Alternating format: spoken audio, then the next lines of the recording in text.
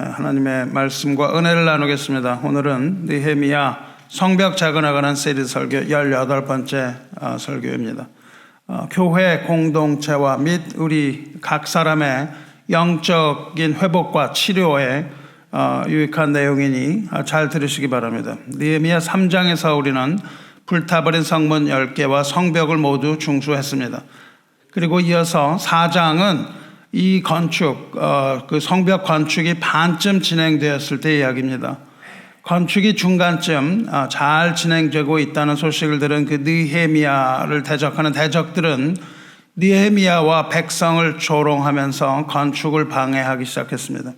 이때에 지도자였던 느헤미야는 먼저 하늘의 하나님께 기도했고 동시에 건축하는 사람들을 독려했으며 그리하여 건축은 계속해서 진행되었습니다. 그들의 그 얄팍한 회유책과 조롱이 실패했기 때문에 대적은 이제 군대를 일으키려고 했습니다. 그리고 또한 다른 세력들을 모두 규합합니다. 그래서 대규모로 공격하라는 계획을 세우게 됩니다. 이제 그렇기 때문에 백성들의 사기가 저하되었죠.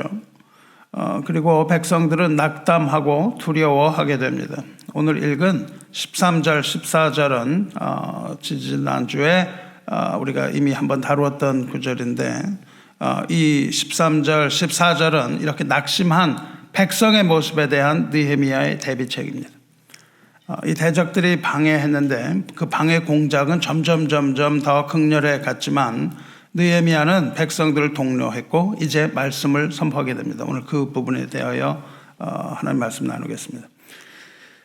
느헤미야의 이 말씀 선포, 강력한 말씀 선포를 통해서 우리는 하나님의 백성이 어떻게 당한 그 위기를 극복할 것인가에 대해서 오늘 말씀 나누려고 합니다. 여러분이 인생을 살아감에 있어서 수많은 위기와 또한 절망을 겪어야 하는 그러한 때에 우리는 어떻게 해야 하는가, 그 영적인 침체와 회복에 대해서 우리는 어떻게 적용해야 하는가 하는 부분이므로 잘 들으시기 바랍니다.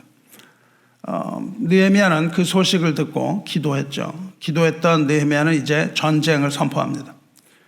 전쟁의 선포 역시 대단히 중요합니다. 우리의 상황 역시 영적인 전투입니다. 우리가 인생을 살아가는 것은 영적인 전투인데 여러분이 먼저 이 상황이 영적 전투라는 것을 깨달으시고 제일 먼저 하나님 앞에 기도로 나아가서 하나님 앞에 그 모든 것을 다 토로한 후에 영적인 전투를 선포해야만 합니다. 공동체에서 선포해야 하고 또한 우리 개인 각 사람마다 이 전투가 있음을 선포해야 됩니다. 그래서 느헤미야는 오늘 읽은 본문 13절 보시면 성벽 뒤에 낮고 넓은 곳에 백성이 그들의 종족을 따라 칼과 창과 활을 가지고 서 있게 했다. 그렇게 되어 있죠. 성벽 뒤에 낮고 넓은 곳은 성벽 중에 장애물이 없이 뚫린 공간을 말합니다. 그러니까 가장 취약한 부분을 말하죠. 성벽 중에서 가장 취약한 곳을 먼저 발견합니다.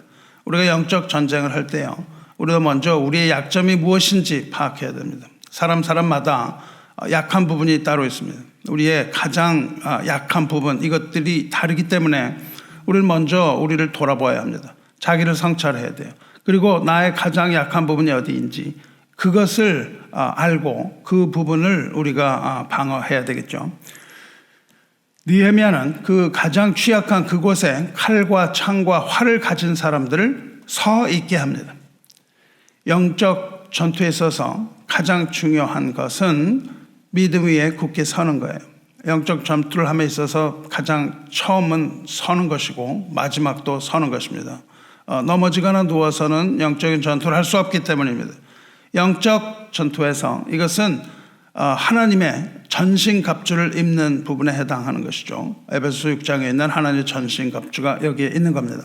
에베소 6장 13절에 그러므로 하나님의 전신갑주를 취하라. 이는 악한 날에 너희가 능히 대적하고 모든 일을 행한 후에 서기 위함이라. 그런즉 서서 진리로 너희 허리띠를 떼고 의의 호심병을 붙이고. 영적 전투를 위해서 먼저 할 일은 굳게 서는 일입니다. Stand firm. 굳게 서서 하나님의 전신갑주로 무장하는 것이 중요합니다. 이렇게 한 후에 느헤미야는 백성을 돌아봅니다. 돌아본다라는 말은 눈으로 본다는 뜻이에요. 그것은 상황을 파악한다는 것이죠. 우리 백성이 지금 현재 어떤 상황에 있는가, 나의 영적인 상황이 어떤 것인가, 이것을 파악하는 것이 중요합니다. 이렇게 지금 백성이 어떤 상황에 있는지, 어떤 상태에 있는지 돌아본 후에 느헤미야는 일어섭니다. 일어서서 백성에게 말하기 시작해요. 즉 다시 말해서 말씀이 선포되기 시작된다는 겁니다. 저는 사랑하는 성도 여러분, 이것은 우리 삶의 현장에서 어려움이나 두려움이나 위기가 닥칠 때마다 우리 모두가 알아야 할 대단히 중요한 사실입니다. 이것을 잘 기억하시기 바라요. 먼저 우리는 기도하는 공동체로서 한 성령 안에서 한 마음으로 하나님께 기도해야 합니다. 그리고 영적인 전투를 선포한 후에는 굳게 서서 하나님의 전신갑주를 입어야 합니다. 우리가 입어야 할 전신갑주는 에베소서 6장에서 말하는 것처럼 진리의 띠, 의의 호심경, 평안의 복음의 신, 믿음의 방패, 구원의 투구, 그리고 마지막으로 성령의 검, 곧 하나님의 말씀을 가지는 일입니다. 그리고 우리는 전신갑주를 입을 뿐만 아니라 선포되는 하나님의 말씀을 들어야 됩니다. 기도, 영적 전쟁의 선포, 그리고 말씀, 그리고 공동체뿐만이 아니라 여러분의 삶의 각 영역에서도 이 원리를 가지고 여러분이 적용함으로써 승리를 얻으시기를 주님의 이름으로 축원합니다. 이제 느헤미야에 의해서 선포된 그 하나님의 말씀이 바로 14절 말씀입니다. 너희는 그들을 두려워하지 말고 지극히 크시고 두려우신 주를 기억하고 너희 형제와 자녀와 아내와 집을 위하여 싸우라. 이것입니다. 이것은 오늘날 우리 교회에게 주시는 공동체적인 전투 선언이며 여러분 한 사람 한 사람에게 주시는 개인적인 전투 선언이기도 합니다. 이 말씀을 아멘으로 받고 삶의 각 영역에서 이것을 실천하시기 바랍니다. 제가 이번에 한국을 방문해서 여러 가지 일을 했는데요. 그러다가 그 유명한 그 척추, 허리 전문가의 말을 듣게 됐습니다. 근데 그 사람이 하는 말이 삼하라 삼마라 이런 말을 해요. 삼하라 삼마라. 뭐 이게 무슨 주문 같기도 하고요. 삼하라 삼. 허리가 아픈 사람은에게 삼하라와 삼마라가 있다 이렇게 얘기를 하는 거예요. 이게 도대체 무슨 뜻일까요? 삼하라 삼마라. 허리 아픈 사람에게는 잘 들어야 되는 겁니다. 삼마라라는 거는 허리가 아픈 사람, 즉 특히 척추 디스크에 문제가 생겨서 허리 질병을 가진 사람이 하지 말아야 할 세 가지를 뜻합니다. 허리 아픈 사람이 하지 말아야 할 세 가지, 이것이 삼마라라고 붙였어요. 그리고 삼마라 후에 삼하라가 있는데 그건 뭘까요? 허리 아픈 사람이 해야 할 세 가지 이겁니다. 즉 삼마라는 하지 말아야 할 세 가지, 삼마하라는 해야 할 것 세 가지입니다. 여러분이 뭐 유튜브 가서 보시면은 많이 나와요. 삼마라 하지 말아야 될 것, 즉 첫 번째로 하지 말아야 될 것, 허리 아픈 사람이 하지 말아야 할 가장 중요한 거는 허리를 구부리는 거래요. 허리 아픈 사람은 몸을 앞으로 이렇게 구부리지 말아야 한다고 하는 겁니다. 그러니까는 허리를 강화한다고 윗몸 일으키기 이런 거가 아주 독약입니다. 허리 아픈 사람은 윗몸 일으키면 안 된대요. 그리고 이런 농담을 합니다. 허리 아픈 사람은요, 길에 돈이 떨어져 있는 것, 길을 가다가 돈이 떨어져 있는 것을 봐도 절대 그것을 줍지 말라는 거예요.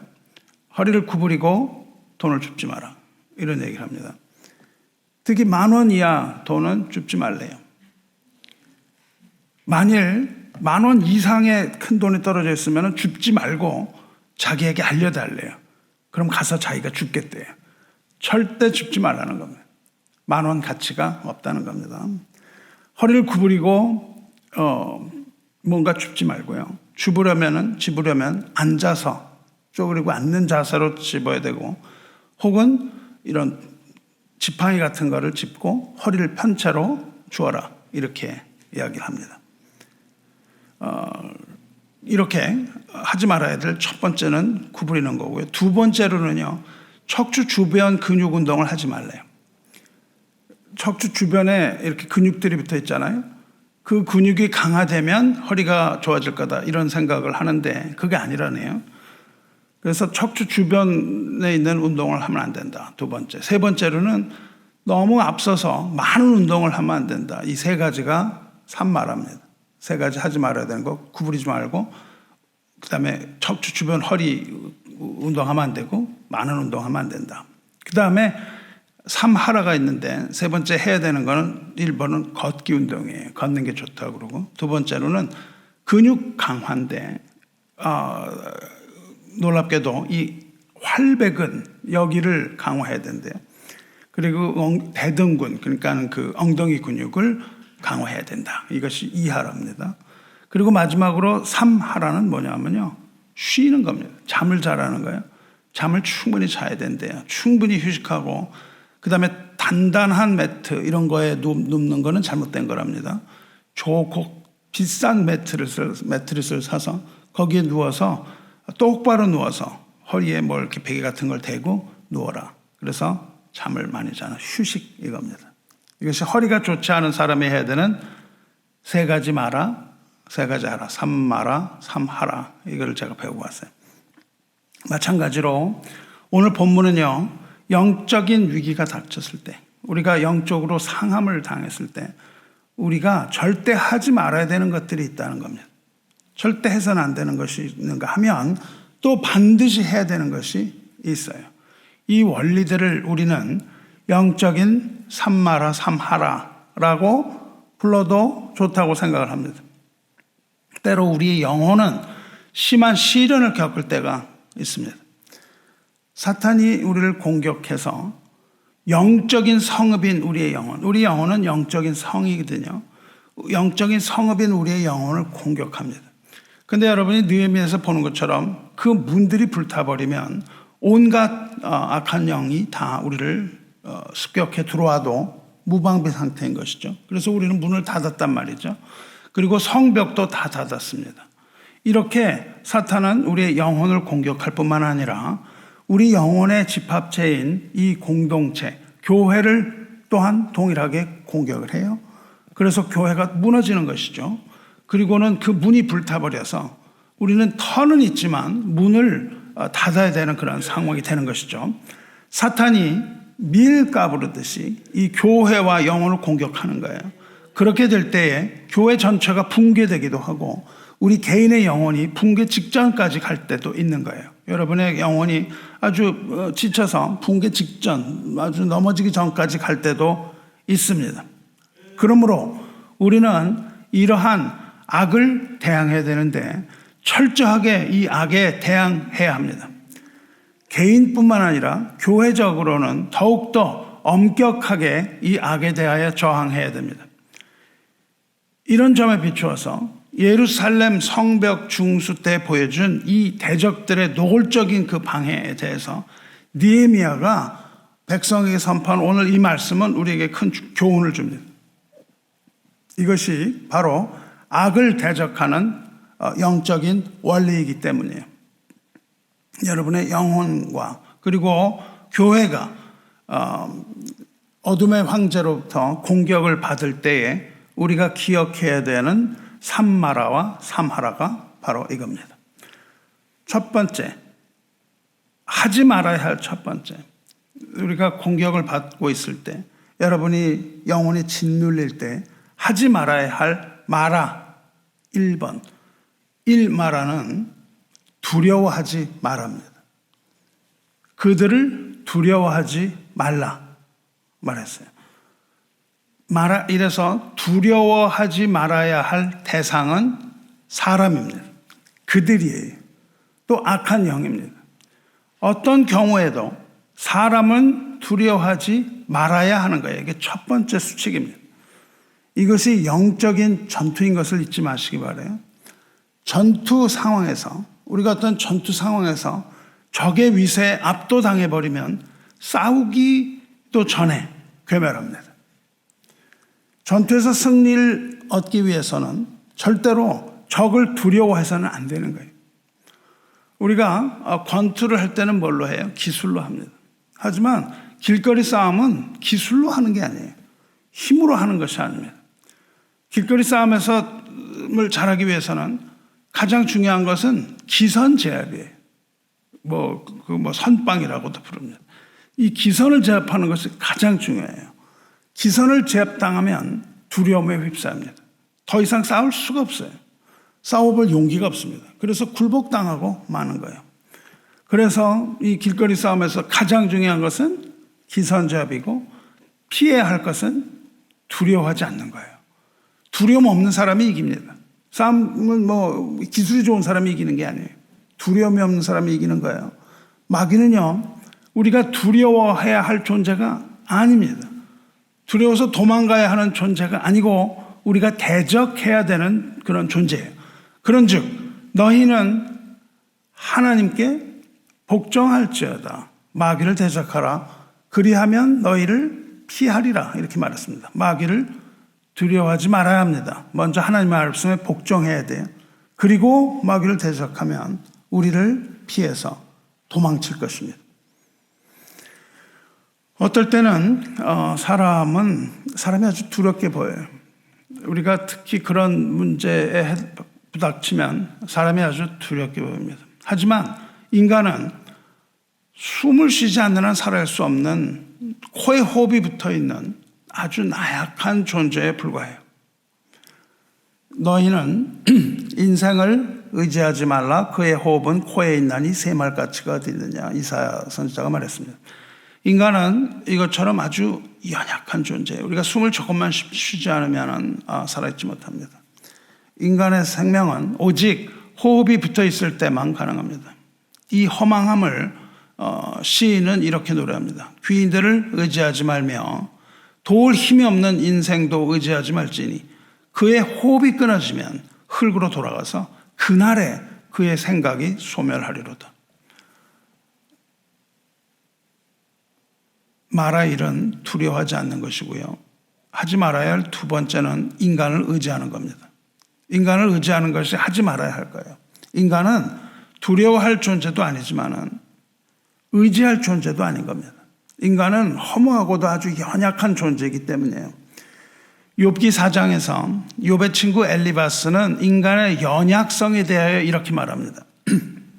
하물며 흙집에 살며 티끌로 털을 삼고 하루살이 앞에서라도 무너질 자, 이렇게 말합니다.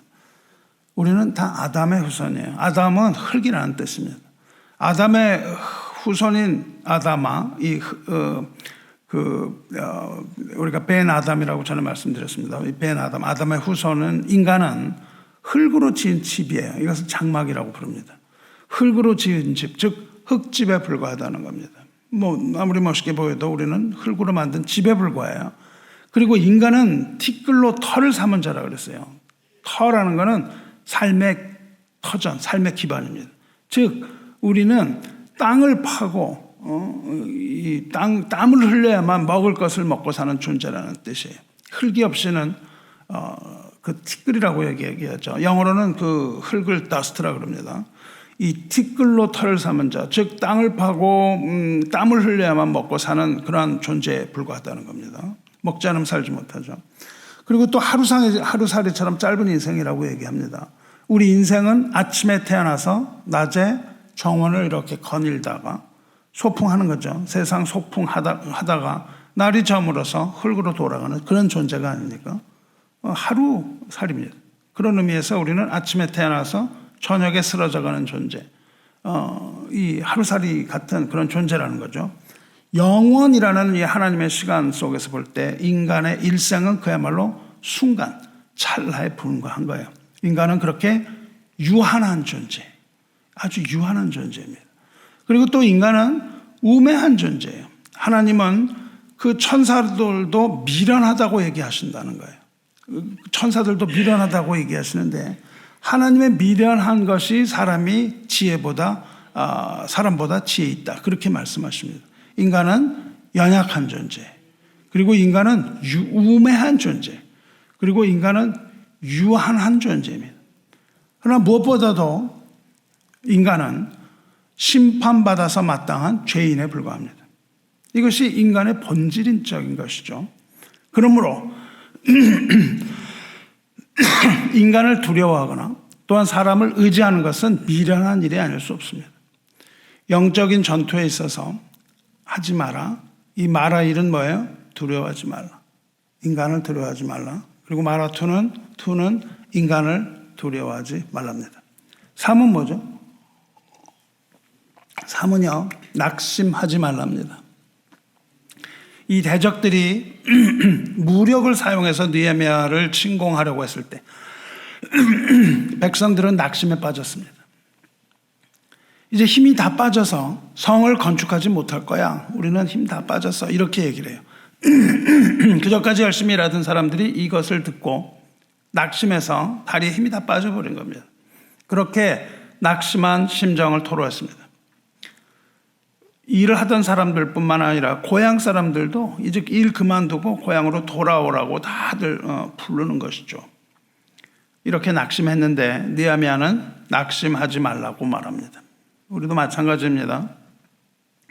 우리의 승리는 우리의 강함에 있지 않습니다. 우리 다리에 힘이 있지 않아요. 승리는 우리에게 있지 않고 믿는 사람에게 있어서 승리는 반드시 하나님에게 있습니다. 우리는 연약한 질그릇에 불과해요. 하지만 우리는 그리스도의 영광의 보배를 이 질그릇에 가졌다고 말합니다. 심히 큰 능력은 우리에게 있지 않고 하나님에게 있다는 것을 믿으시기 바랍니다. 그러므로 우리는 사방으로 우겨쌈을 당하여도 쌓이지 않는 자입니다. 답답한 일을 당하여도 낙심하지 않는 자입니다. 박해를 받아도 아주 버림받지는 않는다고 말했어요. 거꾸로 뜨림을 당하더라도 망하지는 않는다고 말했습니다. 그리스도를 믿는 우리는 그리스도의 죽음을 우리 몸에 가진 자예요. 그러므로 우리 몸에는 언제나 예수 그리스도의 생명의 복음이 살아 숨쉬고 있는 것이죠. 그래서 우리는 낙심하지 말아야 합니다. 낙심할 이유가 없는 거예요. 형제들아, 너희는 선을 행하다가 낙심하지 말라. 낙심하지 마시기 바랍니다. 우리가 선을 행하되 낙심하지 말지니 포기하지 아니하면 때가 이름에 거두리라 말씀하셨습니다. 우리가 낙심하는 상황은 아직 때가 이르지 않았기 때문입니다. 우리는 낙심하는 존재가 아니고 때를 기다리는 존재입니다. 낙심이 아니라 기다림이고 인내가 그리스도인의 미덕입니다. 때가 되면 지금은 어둠의 때이기 때문에 낙심할 상황처럼 보입니다. 하지만 낙심하지 말고 새벽을 기다리시기 바랍니다. 새벽이 오게 하는 분은 하나님 아버지입니다. 새벽을 오게 하는 분은 하나님이기 때문에 그러므로 새벽은 반드시 오게 되어 있는 거죠. 달개 목을 비틀어도 새벽은 온다고 얘기했습니다. 근심하거나 낙심하지 말고 우리는 주 안에서 새벽을 기다리면서 복음의 선한 일 하시기를 주님의 이름으로 축원합니다. 이것이 3 말합니다. 1 뭐예요? 두려워하지 말라. 인간을 두려워하지 말라. 2 의지하지 말라. 인간을 의지하지 말라. 3 낙심하지 말라. 이 3가지가 하지 말아야 되는 거예요. 3 말합니다. 그 다음에 뭐죠? 3 하라가 있죠. 3가지 하라. 3 마라에 1이 두려워하지 말랍니다. 근데 역설적으로 3 하라 중에 1번 해야 되는 첫 번째 역시 첫 번째는 역시 두려워하랍니다. 말라는 것은 두려워하지 말라. 그리고 하라의 첫 번째는 두려워하라예요.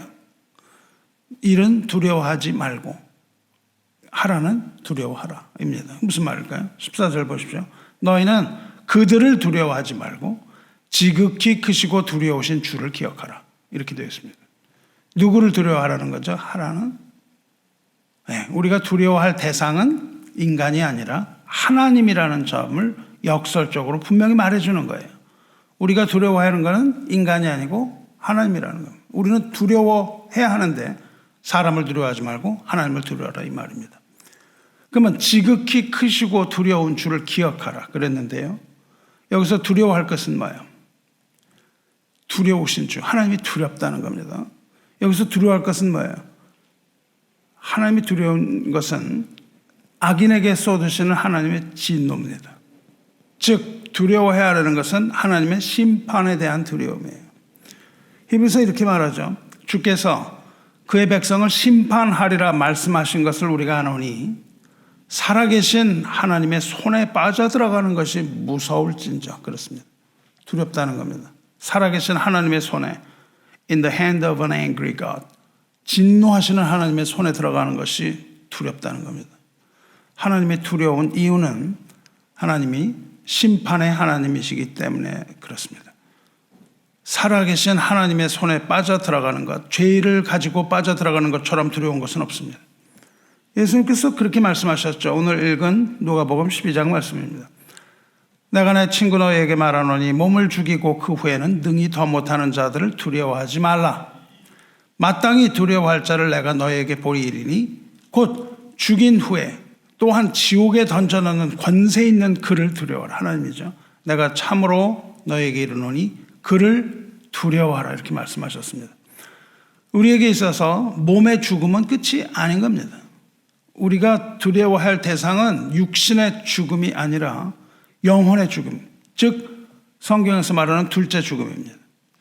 한 번 죽는 것은 사람에게 정해진 것이요 그 후에는 심판이 있으리라 말씀하셨습니다.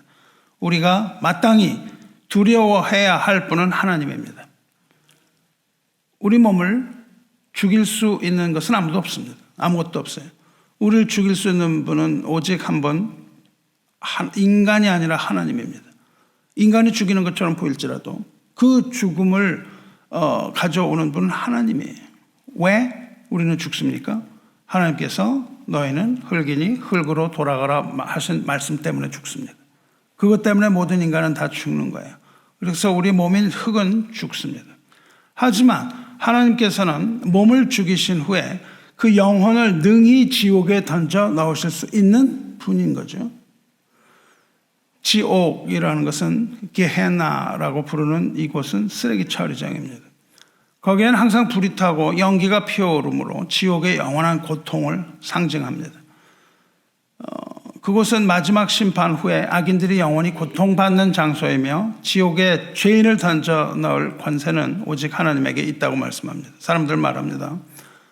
우리도 질문하죠. 과연 지옥은 존재하는가? 모르죠. 아무도 가본 사람이 없기 때문에 그렇습니다. 그래서 사람들은 이 지옥에 관하여 이런저런 여러 가지 말들을 했습니다. 그러나 그것을 믿는 사람은 적어요. 눈을 씻고 찾아봐도 찾기가 어렵습니다. 더구나 요즘은 지옥에 관한 이야기가 점점 사라져가죠. 그것은 뭐 과거에 있었던 어떤 무지한 사람들이 하던 이야기처럼 그렇게 되어갑니다. 교회 다니는 사람이 지옥을 얼마나 이야기할까요? 우리가 지옥에 관하여 말합니까? 말하기 싫어합니다. 우리가 좋은 것을 하기에도 시간이 없는데 뭐 그런 얘기를 하냐고 하죠. 교회 다니는 사람도 지옥에 관하여 말하기 아주 싫어합니다. 뿐만 아니라 심지어 직분을 받았다는 직분자들도 지옥을 믿는 사람은 극히 적은 것 같습니다. 여러분은 지옥이 있다고 믿습니까? 현대 교회에서 지옥에 관한 설교가 끊어진 지 오래입니다. 지옥에 관한 설교를 하면 다 떠납니다. 다 떠나요. 지옥 설교 언제 들었는지 여러분 기억하시나요? 거의 들어보질 못합니다. 중앙아시아의 투르크메니스탄이라는 곳에 있는데 거기에 사막에 가면은 지옥의 문이라고 이름이 붙어 있어요. 관광 없습니다. 지옥의 문이에요. 사람들이 거기 옵니다. 아무 생각도 없이 와요. 그거 뭐냐면 활화산이 있는데 거기에 있는 싱크홀이에요. 그러면 불이 타고 있는 거죠. 50년째 불이 타고 있다 그래요, 거기에. 근데 사람들은 그걸 관광지로 가요. 그 가까이 가서는 막대기에다 마시멜로를 꽂아가지고 마시멜로를 그 불에다가 구워서 먹습니다. 근데 오죽하면 이곳을 사람들이 지옥의 문이라고 부르겠습니까? 이것은 마치 예수님께서 오늘 말씀하신 그 지옥의 모습과 비슷하죠. 거기에는 구더기도 죽지 않고 불도 꺼지지 아니하리라. 예수님 이렇게 말씀하셨거든요. 그러니까 그것을 가지고 지옥이라고 하는데 이것이 심판의 장소로 보이는 것이 아니라 관광의 장소, 또 재미있게 노는 그런 장소로 보이는 겁니다. 지옥은 꺼지지 않는 불과 유황 속에서 죄인이 밤낮 쉼을 얻지 못하고 영원히 고통당하는 곳이라고 했습니다. 만일 여러분 이것을 믿으십니까? 그것이 성경이 하는 말입니다. 근데 만약에 우리가 이것을 믿지 못한다면 우리는 성경을 믿지 못하는 것이죠. 성경의 모든 권위와 예수님의 권세, 이것을 믿지 못하는 것과 마찬가지입니다. 여러분, 예수를 믿지 못하게 되는 거예요. 지옥을 믿지 않는 사람은 예수도 믿을 필요가 없는 겁니다. 성경을 믿지 않기 때문에. 예수를 믿지 못한다면 영원한 지옥불에 던져진다고 말씀을 하셨는데 여러분은 과연 이 사실을 믿으십니까? 누군가 땅속에 있는 이 불 구덩이를 보고 이것이 지옥의 문처럼 느껴져서 지옥의 문이라고 이름 붙이지 않았겠어요? 마음 깊은 곳에는 그것이 지옥의 문이라는 것이 있습니다. 그런데 이 불구덩이를 보면서도 자기의 구원을 위해서는 아무것도 하지 않습니다. 그리고 오히려 그것을 그저 하나의 관광 장소라고 여기는 것이 어리석게도 보이고 슬프게도 보이지 않습니까? 눈 하나 까딱하지 않고 거기를 지옥의 문 이렇게 붙이는 것이 바로 타락한 죄인의 모습입니다. 라스베가스에 가면 이것을 센세리, 죄의 도시라고 불러요. 그러면서 그것이 실제로 죄의 도시라고 여기지 않고 우리가 이러한 죄를 짓는데 하나님 심판하려면 해보세요, 이겁니다. 우리가 동성애 하면서 그 무지개를 하죠. 왜 무지개인지 아세요? 하나님 무지개를 보면은 심판하지 않겠다고 하셨잖아요.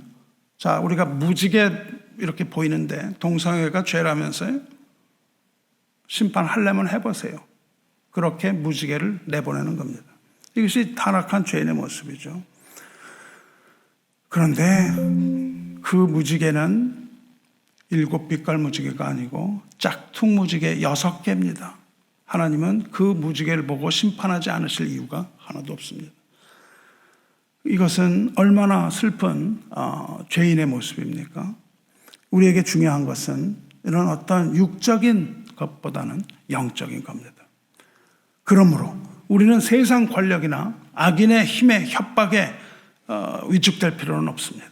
하나님은 인간의 생사화복을 모두 주관하시고 우리의 영혼을 죽음에서 구원하시는 분이기 때문입니다. 진정으로 우리가 두려워해야 할 것은 다름 아닌 하나님입니다. 마라 일은 인간을 두려워하지 말라. 하라 일은 심판의 하나님을 두려워하라입니다. 아주 중요한 것이죠. 그러면 하라의 두 번째는 뭐예요? 하라의 두 번째는 강하고 담대하라입니다.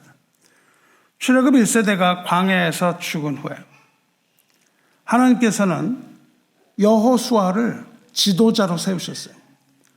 여호수아를 지도자로 세우신 후에 가나안에 입성하기 바로 전에 하나님께서 여호수아에게 첫 번째로 주신 말씀이 강하고 담대하랍니다. 우리는 느헤미야의 방어 전선만을 생각해서는 안 됩니다. 영적인 전투는 승리의 전투입니다. 영적인 전투는 승리의 전투이기 때문에 마귀를 대적하는 영적 전투에 있어서 기도와 말씀으로 공격하는 것도 아주 중요합니다. 여호수아 1장에서 이렇게 말씀하시죠. 여호수아가 시작되는 첫 번째입니다. 내 종 모세가 죽었으니 이제 너는 이 모든 백성과 더불어 일어나 이 요단을 건너 내가 그들 곧 이스라엘 자손에게 주는 그 땅으로 가라. 내 평생에 너를 능히 대적할 자가 없으리니 내가 모세와 함께 있었던 것 같이 너와 함께 있을 것이므로 내가 너를 떠나지 아니하며 버리지 아니하리니 강하고 담대하라. 너는 내가 그들의 조상에게 맹세하여 그들에게 주리라 한 땅을 이 백성에게 차지하게 하리라. 할렐루야. 여기서 강하라는 말은요, 손에 힘이 있다는 거예요. 강하라. 손에 힘을 주라는 겁니다. 그리고 담대하라는 말은 무릎에 힘이 있다는 겁니다. 그러므로 강하고 담대하라는 말은요, 마음을 굳건하게 하고 용기를 가지라. 그런 뜻입니다. 손과 발과 무릎과 이 모든 것이 다 강하게 되어 우리의 마음이 굳건하게 되고 용기를 가지라는 겁니다. 그런데 강하고 담대하라는 것은 강한 의지를 가지라는 말은 아닙니다. 강하고 담대할 수 있는 이유는 하나님이 함께 하시기 때문이라는 겁니다. 오직 하나님을 의지하는 자만이 강하고 담대한 자입니다. 여호수아는 하나님께서 모세와 함께 했던 것, 함께 하셨던 것을 처음부터 끝까지 아주 제일 가까운 곳에서 목도한 사람입니다. 목격자입니다. 그러므로 내가 모세와 함께 있었던 같이 너와 함께 있을 것임이라. 내가 너를 떠나지 아니하며 버리지 아니하리니 강하고 담대하라 이 말씀하셨을 때 이 말씀은 여호수아에게 가슴에 와서 꽂히는 그러한 위로와 용기가 됐을 거예요. 예수님께서도 승천하시기 전에 이렇게 말씀하시죠. 보라, 내가 세상 끝날까지 너희와 항상 함께 있으리라 말씀하셨어요. 하나님의 백성에게는 하나님께서 끝까지 그 백성과 함께 하신다는 임마누엘 하나님의 믿음이 함께하는 법입니다. 그러므로 하라 이 두 번째 하라는 강하고 담대하라입니다. 하라 1은 하나님을 두려워하라. 하라 2는 강하고 담대하라. 그럼 하라 3은 뭘까요? 하나님을 두려워하고 강하고 담대하게 뭘 해야 세 번째일까요? 이것이 가장 중요한 것이죠. 세 번째 해야 되는 것, 그것은 뭘까요? 하나님의 율법을 지키라 합니다. 여호수아에게 두려워하지 말고 강하고 담대하라 이렇게 말씀하셨다고 그랬잖아요. 두려워하지 말고 강하고 담대하라 하신 후에 이렇게 말씀하십니다. 오직 강하고 극히 담대하여 나의 종 모세가 내게 명령한 그 율법을 다 지켜 행하고 우로나 좌로나 치우치지 말라. 그리하면 어디로 가든지 형통하리니 이 율법책을 내 입에서 떠나지 말게 하며 주야로 그것을 묵상하여 그 안에 기록된 대로 다 지켜 행하라. 그리하면 내 길이 평탄하게 될 것이며 내가 형통하리라 이렇게 말씀하셨다고요. 좌로나 우로나 치우치지 말라는 말씀은 하나님께 불순종하지 말라는 말씀입니다. 오직 이렇게 말씀하셨어요. 오직 그것을 행하라. 다른 길은 없습니다. 오직 율법, 즉 하나님의 말씀을 읽고 지키는 것이 우리의 할 일입니다. 말씀을 우리 입에서 떠나지 않게 하며 주야로 묵상하는 것이 이것이 세 번째 해야 되는 일입니다. 그뿐만 아니라 말씀을 우리 입에서 떠나지 않게 하며 주야로 묵상할 뿐만 아니라 말씀에 순종하여 기록된 대로 지켜 행함이 마땅합니다. 그렇다면 길이 평탄할 것이라며 형통할 것을 약속하셨어요. 그리고 이렇게 결론을 내리십니다. 여호수아 1장 9절 말씀입니다. 내가 내게 명령한 것이 아니냐. 강하고 담대하라. 두려워하지 말며 놀라지 말라. 내가 어디로 가든지 내 하나님 여호와가 너와 함께 하느니라 하시니라. 즉 마라 1 두려워하지 말라. 놀라지도 말라. 마라 2 강하고 담대하라. 하나님이 함께 하실 것이기 때문에 이것이 여호와에게 당부하신 말씀입니다. 사랑하는 성도 여러분, 두려워하지 말라고 하셨는데 누가 과연 하나님을 두려워하라고 그러셨는데 과연 누가 하나님을 두려워할까요? 여러분 하나님을 두려워하십니까? 요즘 교회에 하나님 두려워하는 사람이 몇이나 될까요? 돌아보시기 바라요. 여러분 하나님의 심판 믿습니까? 하나님이 두렵습니까? 여러분은 두려운 하나님 앞에 서 있습니까? 어떻게 하나님을 믿는다고 하면서 그런 말들을 우리가 할 수 있을까요? 그렇다면 우리는 왜 두려워하나요? 왜 근심하나요? 하나님이 두렵다면 왜 우리는 왜 인간을 두려워하나요? 그리고 왜 인간을 의지하려고 합니까? 그럴 필요가 없지 않습니까? 하나님을 두려워하지 않기 때문에 인간을 두려워하고 인간을 의지하는 겁니다. 하나님 여러분 두렵습니까? 과연 우리 중에 누가 있어서 하나님을 두려워할까요? 다니엘이 하나님께 기도할 때 이렇게 기도합니다. 내 하나님 여호와께 기도하며 자복하여 이르기를 크시고 두려워할 주 하나님. 그리고 이렇게 말합니다. 주를 사랑하고 주의 계명을 지키는 자를 위하여 언약을 지키시고 그에게 인자를 베푸시는 이시여. 두려워할 주 하나님이라고 부릅니다. 하나님은 두려운 심판의 주예요. 그러나 두려워할 그 심판의 하나님은 주를 사랑하는 자, 그리고 주의 계명을 지키는 자에게는 하나님의 언약을 지키시는 분이라는 겁니다. 하나님을 두려워하는 자가 누구예요? 하나님을 사랑하는 자입니다. 여러분이 하나님을 사랑한다고요? 그러면서 하나님을 두려워하지 않는다고요? 있을 수 없는 겁니다. 오직 하나님을 사랑하는 자만이 하나님을 두려워합니다. 그리고 하나님을 사랑하는 자, 곧 마음을 다하고 힘을 다하고 뜻을 다하여 하나님을 사랑하는 자는 하나님의 계명을 지키는 하나님의 백성입니다. 그러므로 하나님을 두려워하는 자는 인간을 두려워하지 않고 오직 하나님만을 두려워하여 용기와 희망을 가지는 겁니다. 그리고 강하고 담대하게 나갈 수가 있는 겁니다. 할렐루야. 그러므로 성도는 이제 두려워하지 말고 근심하지 말고 떨지 말고 오직 하나님만을 두려워하고 강하고 담대하게 나가되 하나님의 계명을 지켜야 합니다. 그렇게 하나님을 두려워하는 자에게는 하나님께서 은혜를 베풀겠다고 약속을 하셨어요. 시편 31편 19절에 주를 두려워하는 자를 위하여 쌓아두신 은혜, 곧 주께 피하는 자를 위하여 인생 앞에 베푸신 은혜가 어찌 그리 큰지요. 이렇게 고백하거든요. 주를 두려워하는 자를 위하여 어떻게 해요? 쌓아두신 은혜라고 그럽니다. 하나님을 두려워하시기 바랍니다. 하나님께서는 자기를 두려워하는 자에게 인자와 은혜를 베푸시는 인애하신 하나님이니까요. 자, 그러면 하나님을 두려워하는 자에게 은혜를 베푼다고 하셨는데 하나님께서 베푸시는 은혜가 무엇인지를 알아야 하지 않겠습니까? 하나님께서 베푸시는 은혜가 무엇인지 우리는 오늘 읽은 누가복음에서 찾을 수 있는 겁니다. 그것이 무엇인지 알아야 합니다. 누가복음 본문에서 예수님은 몸을 죽이고 그 후에는 능히 더 못하는 자들을 두려워하지 말라. 그리고 죽인 후에 지옥에 던져넣는 권세 있는 하나님 두려워하라. 그렇게 말씀하셨잖아요. 누구에게 하신 말씀이죠? 이것을 누구에게 하신 말씀입니까? 그 앞장을 보면요, 제자들이 나오는데 바리새인, 서기관, 대적자 이런 사람들과 제자들이 각을 세워요. 금방 어떤 일이 일어날 것 같습니다. 금방 아주 어마어마한 박해가 일어날 것 같아요. 그래서 그 제자들은 그러한 상황에서 아주 두려움에 떨고 있는 제자들입니다. 그런데 주님께서는 이 제자들에게 그 말씀을 하세요.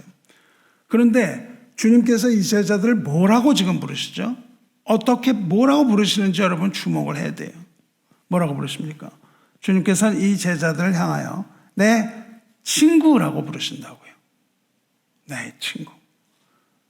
주님께서 제자들을 친구라고 부르신 곳은 여기 외에 없습니다. 오직 여기뿐이에요. 여기에서만 주님께서는 친구라고 부르십니다. 친구라고 하니까 우리랑 같은 급처럼 말이죠. 격없이 지내는 이런 너 야자 하는 그런 친구라고 생각하시면 안 됩니다. 그게 아니고요. 주님이 말씀하시는 친구는 대적의 반대예요. 적의 반대입니다. 심판받을 대적의 반대말이에요. 그러니까 우리 대적과는 달리 친근함을 나타내는 그러한 호칭입니다. 그럼 누가 주님의 친구예요? 누가 주님의 친구입니까? 주님께서는 이것을 분명히 하셨어요. 누가 주님의 친구라고 말씀하셨어요? 너희는 내가 명하는 대로 행하면 곧 나의 친구라 말씀하셨습니다.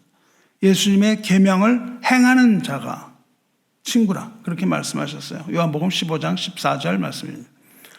주님의 계명을 듣고 행하는 자가 주님의 친구예요. 주님의 계명이 뭐죠? 내 계명은 곧 내가 너희를 사랑한 것 같이 너희도 서로 사랑하라 하는 이것이니라. 사람이 친구를 위하여 자기 목숨을 버리면 이보다 더 큰 사랑이 없나니 너희는 내가 명하는 대로 행하면 곧 나의 친구라. 그 말씀하셨어요. 주님의 계명은 뭐예요? 사랑으로 완성된 하나님의 율법입니다.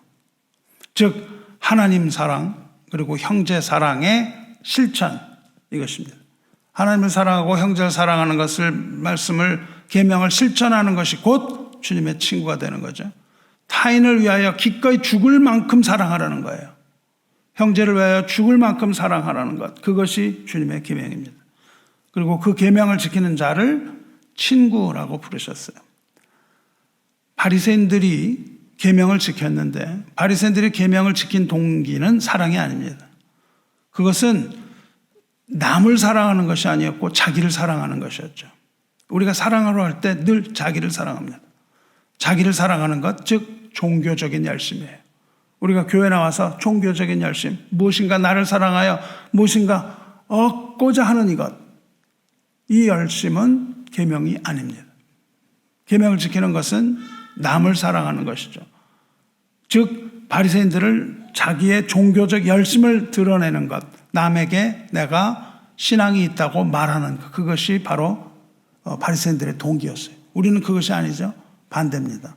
우리는 마음으로 하나님을 사랑하고 뜻으로 의지적으로 하나님 사랑하고 감정적으로 하나님 사랑하고 또한 형제를 사랑하는 것입니다. 계명의 목적은 뭐예요? 사랑입니다. 우리가 이 사랑을 이룬다면 주님의 계명이 완성되는 겁니다. 성경은 형제와 대립하고 분리하라고 가르치지 않았고 연합을 강조했어요.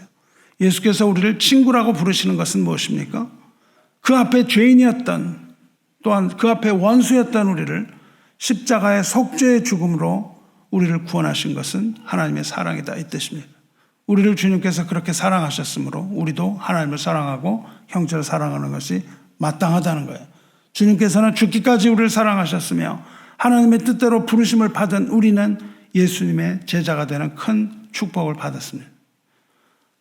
우리가 알거니와 하나님을 사랑하는 자, 곧 그 뜻대로 부르심을 받은 자에게는 모든 것이 합력하여 선을 이루느니라 이 말씀하셨거든요. 부르심을 받은 자는 뭐예요? 하나님을 사랑하는 자입니다. 하나님을 두려워하는 자는 하나님을 사랑하는 자입니다. 여러분이 하나님 두려워하지 않는다면 하나님 사랑을 증명할 수 없어요. 그리고 하나님을 사랑하는 자는 그 계명을 지켜서 형제 사랑을 실천하는 자입니다. 우리는 크고 두려우신 하나님 기억해야 돼요. 사람을 두려워하거나 의지하지 말고 몸만 아니라 죽인 후에 영혼을 지옥에 던져낼 수 있는 권세를 가진 주님 두려워야 됩니다. 지옥은요, 한번 들어가면 영원히 나올 수 없는 영원한 형벌 장소라는 것을 우리는 믿습니다. 하지만 영접하는 자, 곧 그 이름을 믿는 자에게는 구원을 이루시는 하나님입니다. 그리고 그 계명을 지키는 자에게 은혜를 베푸시는 것이죠. 그것이 바로 예수 그리스도입니다. 하나님께서 우리에게 주시는 그 은혜, 하나님을 사랑하는 자에게 주시는 은혜가 무엇이었어요? 바로 예수 그리스도와 친구됨입니다. 그것이 바로 세 번째 우리가 해야 되는 것이죠. 그렇게 주님을 영접하고 주님을 따르는 자가 제자입니다. 그 계명을 지키는 자를 친구라고 부르시고 하나님을 두려워하라고 명령하셨어요. 이 배교하는 현대 교회에서는 지옥의 메시지가 사라졌습니다. 사람들의 기억 속에서 지옥은 점점 희미해져 가고만 있습니다. 하지만 믿는 자의 눈에 비치는 지옥의 불은 여전히 불타고 있는 겁니다. 사랑의 주님께서 우리 대신 사랑의 십자가를 지셨기 때문에 우리는 그곳에 가지 않고 영원한 천국에서 영생 누릴 수 있는 거 아닙니까? 이것을 믿으십니까? 이것을 믿고 영생 얻으시기를 주님의 이름으로 축원합니다. 우리는 본문에서 이것을 배울 수 있습니다. 마지막 시대를 살아가는 우리가 낙심하고 좌절하지 말아야 하는 거예요. 우린 그런 상황이 있지 않다는 겁니다. 환상일 뿐입니다. 우리가 두려워하고 낙심하고 근심하는 건 뭐예요? 상황이 악화됐기 때문이 아니에요. 그것은 우리에게 보이는 일루전입니다. 환상일 뿐이에요. 우리가 두려워하고 낙심하는 이유가 뭐예요? 진짜 상황이 나쁜 게 아니라고요. 우리가 낙심하고 두려워하고 근심하는 이유는 우리가 믿음을 잃었기 때문입니다. 우리의 믿음이 상실됐기 때문에 그 상황이 그렇게 보이는 거예요. 그래서 예수님께서는 인자가 올 때 믿음 보겠냐고 말씀하신 겁니다. 그 상황에 속지 마시기 바라요. 믿음이 사라졌음을 인정해야 되는 거예요. 우리가 믿음을 잃는다면 우리는 두려워 떨 수밖에 없습니다. 우리가 믿음을 잃는다면 놀라고 근심할 것이고 낙심하고 좌절하는 거예요. 두려워하지 말고 근심하지 말고 낙심하지 마시기 바랍니다. 우리는 믿음을 구해야 되는 거예요. 우리에게 믿음이 있다면 그 믿음이 바로 소망을 만들어내는 겁니다. 그리고 소망은 마침내 강함과 담대함을 만들어내는 겁니다. 믿음과 소망을 가지고 여러분 영혼에게 스스로 말씀하시기 바라요. 시편 42편 5편은 뭐라고 말씀하십니까? 내 영혼아, 내가 어찌하여 낙심하며 어찌하여 내 속에서 불안해하는가? 내 속이라고 그러셨습니다. 하나님 안에서, 그리스도 안에서 또 불안해해요. 너는 하나님께 소망을 두라. 그가 나타나 도우심으로 말미암아 내가 여전히 찬송하리로다. 우리가 해야 될 것은 두려움이나 낙심이나 이런 것들이 아니고 우리는 소망을 가지고 하나님을 찬송하는 겁니다. 말씀 맺겠습니다. 교회가 악한 영에게 공격을 받을 때, 그리고 여러분이 여러 상황 아래서 영적으로 짓눌릴 때에 오늘 말씀에서 들은 이 영적인 삼하라, 삼마라를 기억하시기 바랍니다. 마라 1, 사람을 두려워하지 말라. 2, 사람을 의지하지 말라. 3, 낙심하거나 좌절하지 말라. 4, 하라는 뭐였죠? 1, 하나님을 두려워하라. 2, 강하고 담대하라. 3, 하나님을 사랑하고 서로 사랑하라. 이 세 가지입니다. 그리고 마지막으로 아까 말씀드린 그 허리 전문의가 했던 게 뭐죠? 치료를 위하여 중요한 것, 충분히 쉬라고 그랬습니다. 잠을 충분히 자라 그랬습니다. 여러분, 마지막으로 하나를 더 추가합니다. 그것은 하나님 안에서 안식하라입니다. 이런 두려움에 떨고 우리가 인간을 두려워하고 인간을 의지하려고 발버둥치고 근심하고 좌절하고 이런 것이 아니고 우리는 이러한 상황에서도 안식해야 됩니다. 수고하고 무거운 짐진 자들아 다 내게로 오라. 내가 너희를 쉬게 하리라. 그렇게 말씀하셨거든요. 이 수고하고 무거운 짐 때문에 괴로워하고 두려워하고 어떻게 되나, 앞으로 나의 삶은 어떻게 되나, 이런 것으로 여러분 걱정하지 마시고 믿음을 가지시기 바랍니다. 믿음으로 이 모든 걱정을 다 내려놓으시기 바라요. 이것을 내려놓고 날마다 우리 인생의 무거운 짐 지시는 우리 주 예수 그리스도 안에서 평안하게 안식을 취하시기를 주님의 이름으로 축원합니다. 기도하겠습니다. 사랑과 은혜의 하나님 아버지, 오늘 예배 통하여 은혜 베푸신 하나님께 감사와 존귀를 올리나이다. 하나님 아버지, 하나님께서 창조하신 이 세상은 인간의 타락으로 인해서 모든 피조물이 탄식하게 되었나이다. 이제 이 땅은 저주를 받았으므로 우리가 고생하고 땀을 흘려야 함을 압니다. 우리는 흙이니 흙과 같이 연약한 존재이며 어리석은 존재임을 인정합니다. 에덴처럼 안전하지 못한 이 땅을 살아가는 우리가 이 땅을 살아가야만 하는 이유는 우리의 죄 때문임을 고백합니다. 이 땅에서 우리는 마귀의 박해를 받으며 살아가지만 우리는 선하신 하나님을 믿습니다. 그리고 하나님을 사랑합니다. 마귀는 그 교회를 대적하고 하나님의 백성 우리들을 대적하는 거짓의 아비임을 압니다. 하지만 우리는 안심합니다. 왜냐하면 하나님이 우리 아버지시기 때문입니다. 마귀가 교회를 대적하는 것은 하나님을 대적하는 것이며 마귀가 하나님의 자녀를 대적하는 것은 역시 하나님을 대적하는 것이기에 우리는 안심합니다. 왜냐하면 우리의 아버지 하나님은 크고 두려우신 심판의 하나님이시며 우리와 함께 하시는 임마누엘 하나님이시기 때문입니다. 오늘도 우리는 하나님을 두려워하며 하나님과 및 우리 형제를 사랑하며 오직 하나님의 은혜로 강하고 담대하게 이 세상을 향하여 승리를 선포하겠사오니 주님 도와주시옵소서. 우리를 사랑하사 십자가에서 죽으시고 친구라고 불러주시는 우리 주 예수 그리스도의 이름으로 기도드리옵나이다. 아멘.